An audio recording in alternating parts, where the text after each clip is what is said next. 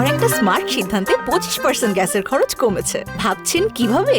সাধারণ gas stove বদলে আমি এনেছি আরএফএল গ্যাস স্টোভ। এর সাইন্টিফিক নজল ও ব্রাস বার্নার ক্যাপ সমানভাবে তাপ ছড়িয়ে রান্না করে দ্রুত।